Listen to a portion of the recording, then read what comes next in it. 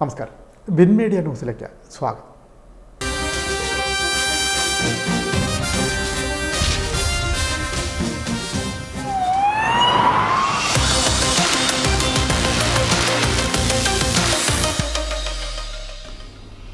കേരള മുഖ്യമന്ത്രി പിണറായി വിജയന് 80ാം പിറന്നാൾ.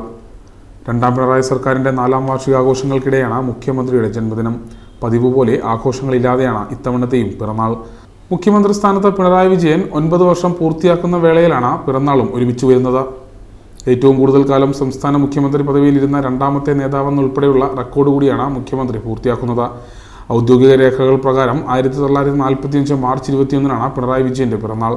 എന്നാൽ യഥാർത്ഥ ജന്മദിനം 1945 മെയ് 24 2016 ഒന്നാം പിണറായി സർക്കാർ സത്യപ്രതിജ്ഞ ചെയ്യുന്നതിൻ്റെ തലേദിവസം പിണറായി വിജയൻ തന്നെയായിരുന്നു അറിയിച്ചത്.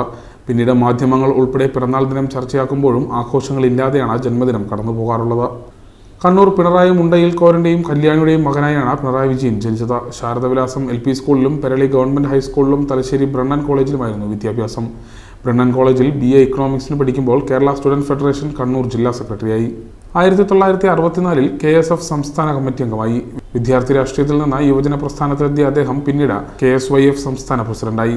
1967 CPM തലശ്ശേരി മണ്ഡലം കമ്മിറ്റി സെക്രട്ടറിയായി.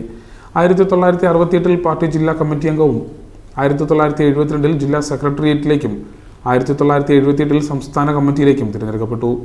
ചടയൻ ഗോവിന്ദന്റെ മരണത്തെ തുടർന്ന് മന്ത്രിപദം ഉപേക്ഷിച്ച് 1998 സെപ്റ്റംബർ 25 പാർട്ടി സെക്രട്ടറിയായി.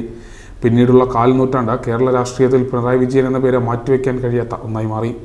കർക്കശക്കാരനായ പാർട്ടി സെക്രട്ടറിയിൽ നിന്നും ജനകീയനായ മുഖ്യമന്ത്രിയിലേക്ക് പിണറായി വിജയൻ സഞ്ചരിച്ച 9 വർഷങ്ങൾ കൂടിയാണ് ജന്മദിനത്തിൽ പൂർത്തിയാകുന്നത്.